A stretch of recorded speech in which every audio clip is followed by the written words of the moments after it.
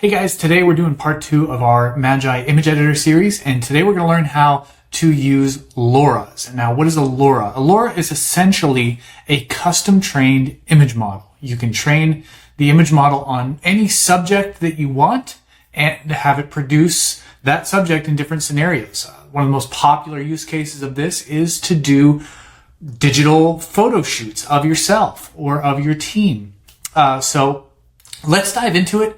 It's actually not too difficult to do, but it does take a little bit of prep time. And so first we're going to kind of cover the prep necessary in order to do this process. So step number 1, you'll want to put together a group of at least 10 photos of your subject. Now, for this tutorial, for our intents and purposes, I'll just assume that we're all doing ourselves as the subject. So I'm going to start using the word you a lot, and you just really represents the subject that you're training.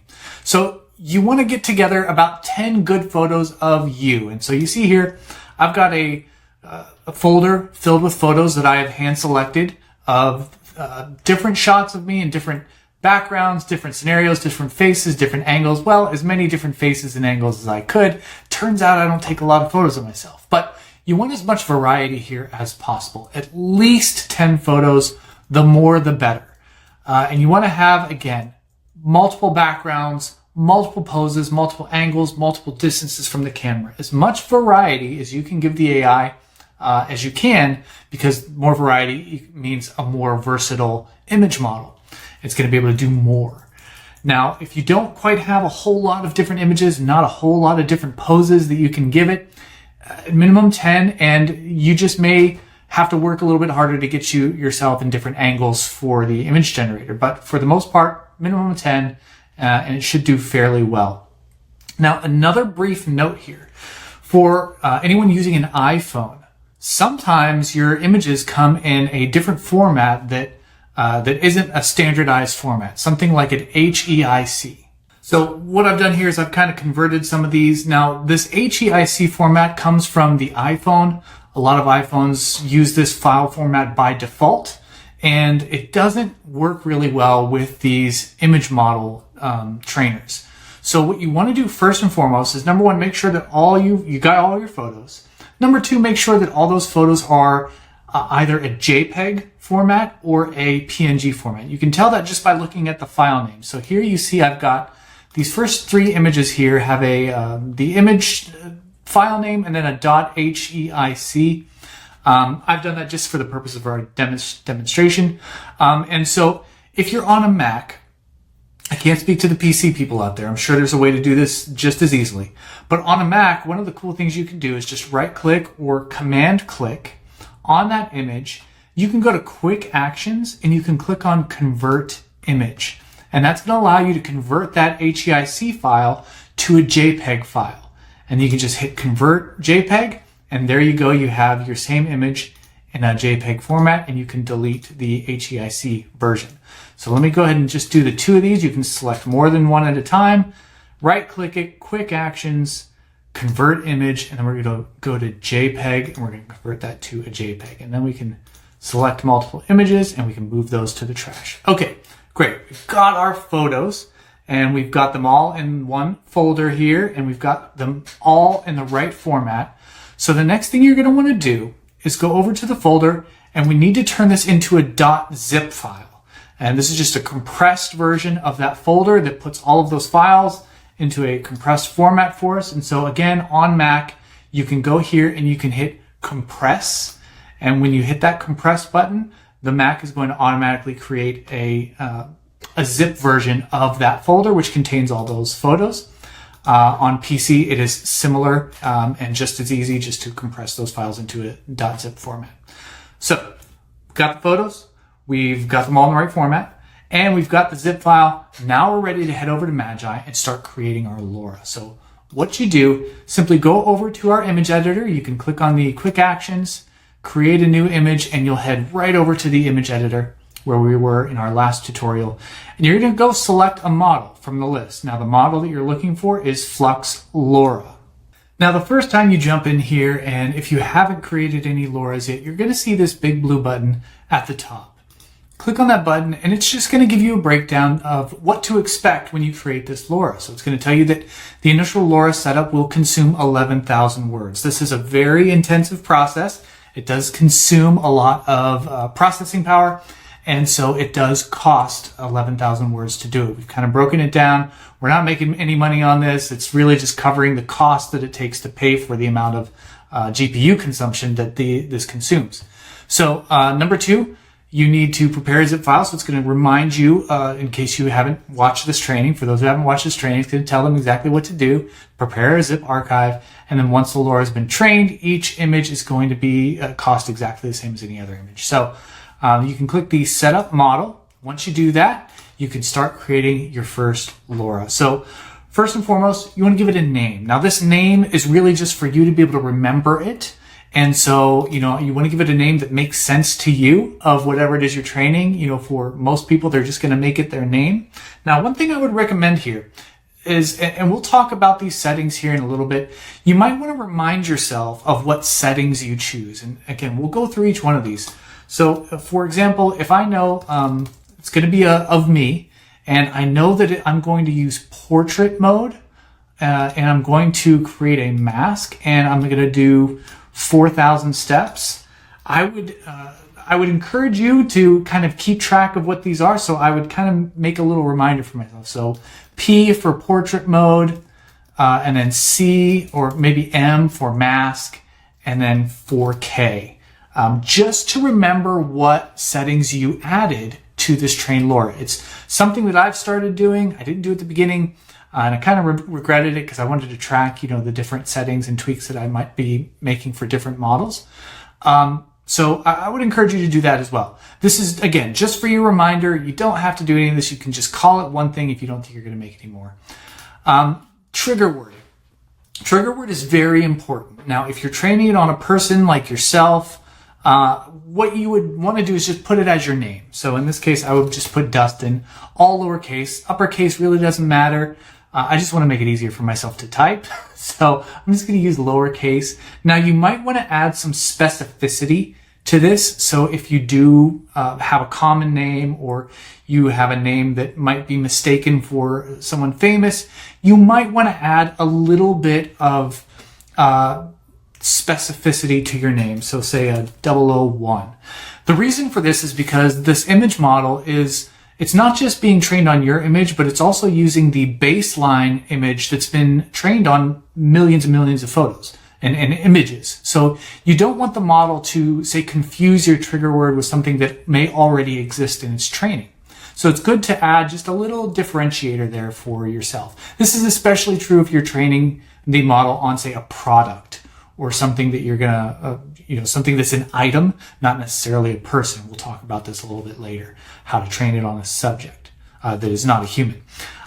So that's what I would do for trigger word.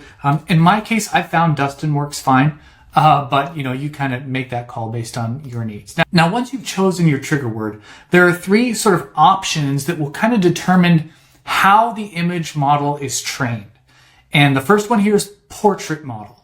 So if you plan on using this for portraits, meaning you want it to create photos of a person, then you probably want to select the portrait model. Now, if you plan on doing things with the model that are maybe not just photorealistic portraits, then I would say don't select this. But if that's your intent, to create a model that creates photorealistic versions of a person, I would definitely check this box, because this is going to allow it to create a lot more realistic, with specifically with highlights and things like that. So if you click the info button, it tells you a little bit about this. It says, select this option to optimize for realistic portrait generation with bright highlights and highly detailed results. So if you are creating a portrait version of yourself or a person, definitely check this box. And you also want to check the create mask, and I'll explain that here in a little bit. But if you don't select portrait model, you have another option here. The other option is style. So if you're training the model to replicate a style of image rather than creating a subject, For example, if you wanted to create a style similar to that of, let's say you're a photographer and you have your own style of photography that you want to train the model on. You don't want it to recreate the things in the photo, but you want it to mirror the aesthetic that is in those photos. You would choose is style. And then create mask is what you would do to tell the AI, look, there's going to be a subject in these photos that I want you to sort of crop out from the background, ignore the background. And essentially what it'll do is, in a sense, remove the background from all the images and kind of create a mask around the face of the subject. Now, again, you could do this without using portrait mode. And what I would say here is, again, the portrait model means you're creating photorealism. But if you want to use your subject in things that are not necessarily photoreal, so maybe you want to make a caricature, cartoon caricature of yourself, you would not want to do the portrait model, but you would still want to create the mask because you want it to remove the background and just focus on your face and your features. And this will allow you a little bit more of a range of styles that you can apply to your subject. So up to you, figure out what your intent is for this one. Now going back up here to portrait mode real quick, I just want to touch lightly on multi-resolution. Now I've done some tests with this. This is an option that's available in the model, in the actual, technical specs of the model. I haven't found it to be super necessary, but the reasoning here, or the purpose of this, is if you have a lot of different photos that have varying resolutions, so if you have some really big photos and some really small ones and some high resolution, some low resolution, if you have a lot of variation in the resolution of the training photos, you want to select multi-resolution training and turn that on. It just helps with a better end result. Okay, so we've got portrait model. This is something most people use, and so I'll just activate this for our demonstration here. The next setting is number of steps. Now, what in the world does that mean?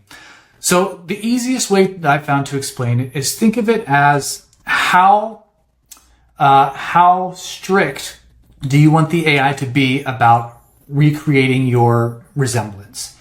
And that might sound misleading, because essentially the lower the amount of steps you have, the more versatile your image model is going to be, but it might come at the cost of a little bit of accuracy. So you might have some images that don't quite look like you, whereas if you were to kick up the number of steps, it's going to be much more accurate more of the time.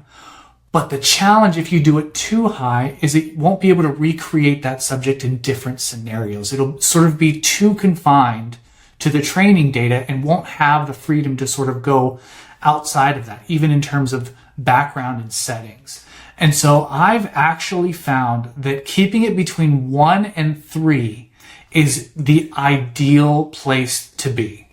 It gives you enough accuracy to where you're getting most of your images looking exactly like you or your subject, and still having a wide range of versatility so that you can create yourself or your subject in many different scenarios and many different styles. So you have a lot more freedom on the lower end, a lot higher accuracy on the top end, but much less creativity and much less freedom.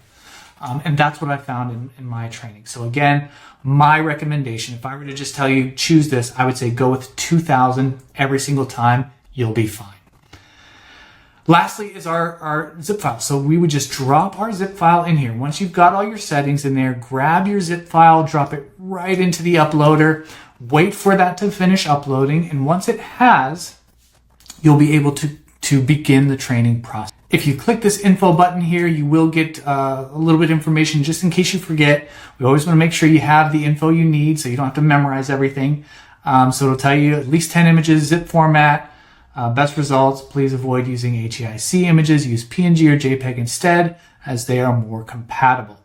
And then it's just going to remind you the action will consume 1,000 words. Now, once you've trained this model, you cannot modify it. You can't add images to the training or subtract. Training an AI image model is a finite task. Once it's trained, that's it. It's trained forever.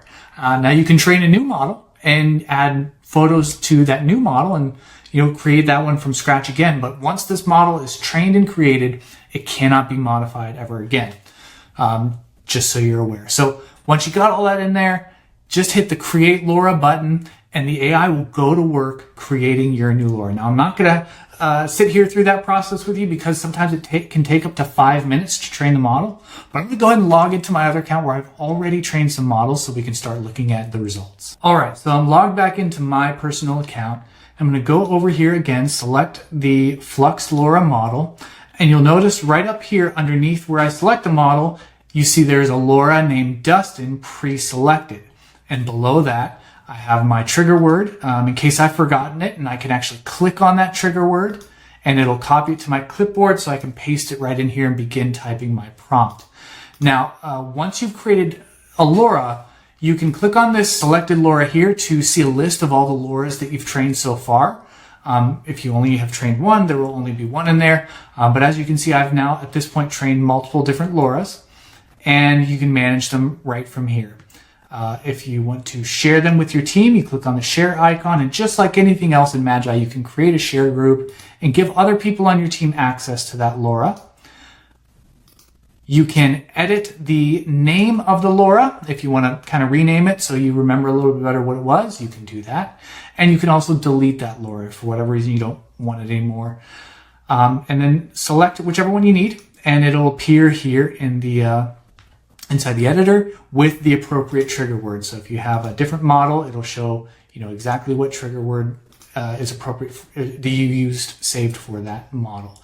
If you need to train a new LoRA, there's a pretty big button down at the bottom here. You can train a new LoRA, and it's the same process. You give it a name, trigger word, select the mode, select the steps, and upload your zip file. You can do that as many times as you need to get all the different LoRAs your heart so desires. So let's dive in here. I'm going to get my latest LoRA that I've created here. And just like any other image model, we're just going to feed it a prompt, tell it what we want, and see what it comes up with. So I'm going to say Dustin. Okay, so apparently I'm not the best speller in the world because that took me a minute. So I've got Dustin standing on top of a skyscraper in a penthouse apartment in a sharp business suit. And with our LoRAs, we have a few different advanced options here. We have inference steps, which we talked about in the last video.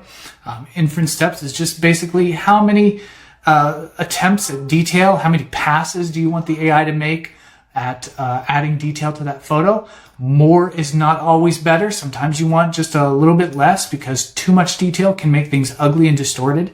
Not enough can make them ugly and bland. So you kind of want to find the balance that's right for you. You can play with that a little bit. Prompt guidance. How closely do you want the AI to stick to your prompt? You want it to stick to your prompt exactly and don't go outside the lines at all. You want a lower prompt guidance. If you want the AI to get super creative and basically just use your prompt as a mild suggestion, go higher. I found between 3.5 and 4, 3 and 3 and 4. That's usually the sweet spot for me. So we've got a prompt, Dustin. I've got my trigger word so that the AI knows what I'm talking about and knows what I'm describing. And I'm going to hit generate and we'll see what the AI comes up with.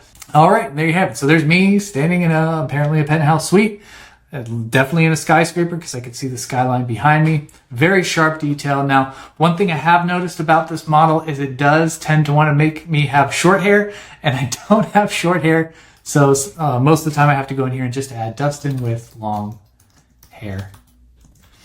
And then I'll generate that again. And there we have it. There's me with long hair. And so you'll notice here for this LoRA, like I said, I've started using this pattern in my naming where I do kind of identify what settings I had in this model. So for this one, I did have the portrait mode. I did use multi-resolution training, and I also did the crop area, the mask. So I did create a mask on this one, and I used 2K steps on this one. So again, this is why it's really good for me to be able to sort of remember what I did here and be able to compare it to other models that I had different settings on. But you can see with this model, really good resolution. It came out great. It looks like me. And if I go back to my library and I pull up that last one, even this one, it looks pretty great. My face is maybe a little bit heavier in this one, but maybe it's my haircut making me look that way. Even the lines, my crow's feet here, sometimes I do have that when it's really bright out. But it works great. Like everything about this photo, if you didn't know me and see me every single day, you would 100% believe this was me. So works out really well. And just like our other image models, you can enhance the prompt at any time and have the AI sort of enhance your more simple prompt and make it more elaborate. So here we've got Dustin with long flowing hair. I'm going to remove the flowing because I've tested this enough time to know flowing is not the right word for my hair, because then it kind of goes crazy and gives me like really Farrah Fawcett-y hair. And so I've got a much more detailed prompt here, and let's go ahead and run that. And immediately you see how this photo is way more artistic. It looks just so much more dynamic, and those prompts really do help. The prompt enhance is a huge help. So you can kind of go through here and adjust anything as needed, just like you can with any other model. It is treated just the same. So really, there's no difference. Once you've trained the model, it's exactly like any other model. The only difference is that it's been trained on a specific subject, and as long as you use that keyword, that trigger word, it will produce that subject into those images for you. Now, I did mention earlier that you can train this on any sort of subject, including products. So if you own an e-commerce business and you want to create a LoRA for maybe your coffee mugs or whatever your product is, this can be a really great use case. So here I have a photo of an Xbox controller, and I wanted to do this just to try it out to see how well it did, how well I was able to recreate inanimate objects. And so I took my red controller that I have here at the house, and I took 10 photos of it, did the same processes with my personal LoRA, and I uploaded it into the system, created a LoRA, and was able to create that same controller in different scenarios, just as I expected it to work. And so this was 100% AI generated. You can see the prompt that I use here. And this other one, also 100% AI generated. You can kind of tell by the weird things happening in the background on this desk that does actually look a little bit like my desk. And this one I think came out super good. You can see the prompt that I used here. Again, this is 100% AI. I only had 10 photos of this Xbox controller, and it recreated it nearly perfectly in how I did. So really exciting to try and think through all the different ways you could use a LoRA for your business, your personal brand, or what have you. Maybe just having some fun, putting yourself in fun situations. But yeah, super excited. This is by far one of Magai users' favorite features. We're seeing a lot of people use it for a lot of cool and interesting things. And I can't wait to see how you end up using it yourself. Now, since we have a little bit more time on this video, I wanted to spend some time going through the image library. So if you go over to the left sidebar here in Magai, you can see your images tab. If you click on that tab, you'll have a place where you can manage all of your images that you've created with Magai. And this is great because it allows you to sort of sift through them and find what you're looking for quickly. You can do a quick search based on your prompt and the content of that image. You can see here I've got some fun photos of me that I've made over the playing with this model. You can quickly search through and find the image that you're looking for or the video. And then when you hover over an image, you have a number of actions that you can access. Number one is the favorite button. So if you wanted to add this image to your favorites and be able to sort through and filter based on your favorites, you can do that. The next button in line is the download button. So if you want to instantly download that image to your device, just click that button. If you want to delete the photo, you can use this button here to delete it. It will ask you to confirm that and just to make sure. And then you can also share it with your team, create a share group, just like every other item inside of Magai. If you click on an image, you'll be able to pull up a pop-up and it'll show you the information for that image. You can see what model you used, the size it is, and if there's a seed or any other information, it'll show up top here. And you can also see the prompt that you use. You can instantly copy it or save it to your saved prompts library. And again, we have the action buttons below where you can favorite, download, delete, or share. But we also have an edit button. And all that edit button does is it takes you over to the image editor where you can kind of pick up where you left off with that image.